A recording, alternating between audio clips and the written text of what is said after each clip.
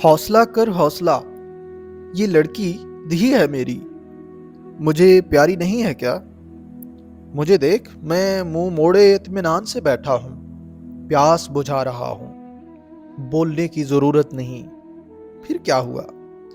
باپ بھائیوں کو ایسی قربانیاں دینی پڑتی ہیں عزت کے لیے۔ حوصلہ کر حوصلہ، یہ 3 لفظ وہ شخص بانٹ رہا ہے جو کہنے کو باپ ہے اور چارپائی پر پڑی اس عورت کی زندگی کی قیمت ہے۔ ایک چھوٹا سا کمرہ، 6 چارپائیاں، 3 ایک قطار میں ساتھ ساتھ، بیچ میں ایک ہاتھ کا فاصلہ بھی نہیں، اور بقیہ 3 دیوار کے ساتھ اوپر نیچے رکھی ہوئی۔ نہ جانے کتنی بچیاں ان پر محو خواب، جن کی باری کسی اور رات میں آئے گی۔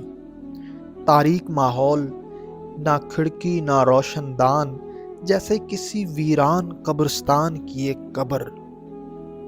وحشت میں گھرے 3 مرد اور خاموشی کا کفن اوڑھے 2 عورتیں۔ پہلی عورت تیسرے نمبر کی چارپائی پہ رنگین کمبل اوڑھے ساکت۔ پہلا مرد ادھیڑ عمر، سیاہ رنگت، چڑھی ہوئی آنکھیں، چہرے سے صفاقی عیاں، ہاتھ میں مشروب کی بوتل، اطمینان سے گھونٹ بھرتا ہوا، نہ کوئی گھبراہٹ، نہ پشیمانی، نہ تردد، نہ خوف۔ پہلے نمبر کی چارپائی پہ اطمینان سے بیٹھا، باقیوں کو ہدایت دیتا ہوا، حوصلہ کر حوصلہ، اور جھلا نہ ہوئے تھے۔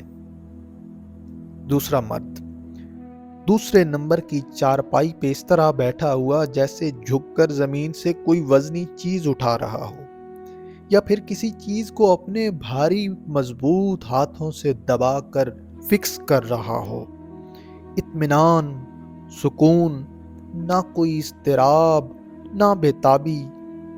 تلوے مٹی اور میل میں لتھڑے ہوئے، محویت کا یہ عالم کے کام ختم ہونے تک ایک لہجے کو بھی مڑ کر دیکھنے کا روادار نہیں۔ تیسرے مرد کی آواز، گھنگھیائی ہوئی، شرمندگی، خوف، پریشانی، ندامت، احتجاج، مذمت کے احساسات سے خالی، رسمی سے تعلق کا تاثر دیتی۔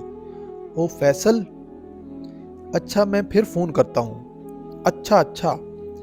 ہاتھ میں فون پکڑے پہلے 3 افراد کی ویڈیو ریکارڈ کرتا ہوا۔ دوسری عورت پہلی چارپائی کی پائنتی کھڑی، سیاہ لباس، محض ایک جھلک، کوئی آواز، احتجاج یا فریاد نہیں، مجبور تماشائی یا محض موجود۔ اس کمرے میں صفاقی، جبر و بربریت اور سنگ دلی رقص کر رہی ہے۔ یہ کمرہ چیخ چیخ کر بتا رہا ہے کہ اس ماحول میں جنم لینے والی عورت کون ہے اور کیا مقام ہے اس کا۔ عورت کا بیوپار کون کرتا ہے اور کیسے؟ عورت سے جینے کا حق واپس کیسے لیا جاتا ہے؟ سستا سودا، کچھ بھی خرچ نہیں ہوتا، بس ایک تکیہ اور 2 مضبوط ہاتھ۔ اور اس مشقت کی اجرت ہے، باپ کی طرف سے پیٹھ پہ تھپکی اور پیاس مٹانے کے لیے مشروب، نہ جانے کون سا مشروب، گھونٹ گھونٹ سرشاری، خس کم جہاں پاک۔ مکروہ صورت مرد مرنے والی کا باپ ہے، اور مارنے والے کا بھی۔ جلاد باپ نے موت کے پروانے پر دستخط کیے ہیں، یہ کہتے ہوئے، اوے دھی ہے میری، میرا نطفہ ہے بھائی، میں زندہ رکھوں یا مار دوں میری مرضی۔ موت اس کمرے میں دبے پاؤں آتی ہے اور شرمندہ ہے اپنے وجود سے۔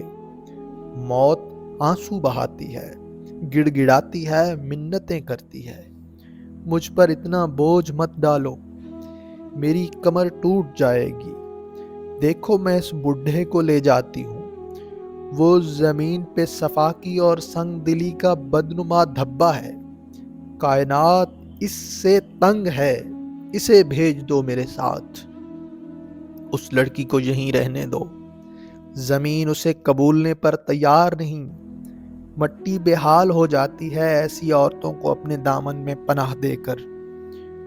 موت کو دوسرا مرد دبوچ لیتا ہے، تجھے خالی ہاتھ واپس نہیں بھیج سکتے، تو اس لڑکی کو واپس لے کر جا، ہم جتنا کھیل سکتے تھے کھیل لیے۔ موت ہاتھ جوڑ کر معافی مانگتی ہے لیکن باپ دھتکار دیتا ہے، یہ عزت کا معاملہ ہے، تم بیچ میں مت بولو۔ موت بھاگنا چاہتی ہے لیکن مرد کی گرفت سے آزاد ہونا مشکل ہے، تم ایسے نہیں جا سکتی، کفن خریدا جا چکا ہے اور قبر تیار ہے۔ کفن ہچکیاں بھرتا ہے، نہیں، مجھ میں اتنی ہمت نہیں اسے ڈھانپنے کی۔ قبر احتجاج کرتی ہے، مجھے ایسے رسوا مت کرو، میں اسے پناہ نہیں دے سکتی۔ ناک اور منہ میں پھنسے تکیے کی روئی کے ذرے اور غلاف سے نکلے دھاگے میری مٹی کیسے سنبھالے گی؟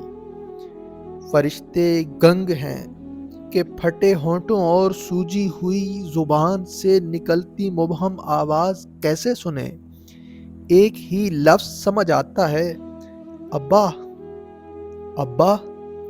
قبرستان میں پھرتے آوارہ کتے اس لڑکی کے یہاں آ بسنے پہ رو رہے ہیں۔ رات بین کر رہی ہے، درخت سسکیاں لیتے ہوئے بارگاہ ایزدی میں دعا کر رہے ہیں، ایک رات کے لیے ہمیں چلنے پھرنے کی طاقت بخش دے کہ ہم اس لڑکی کے باپ بھائیوں پر گر سکیں۔ آسمان چپ ہے، گہری لمبی چپ۔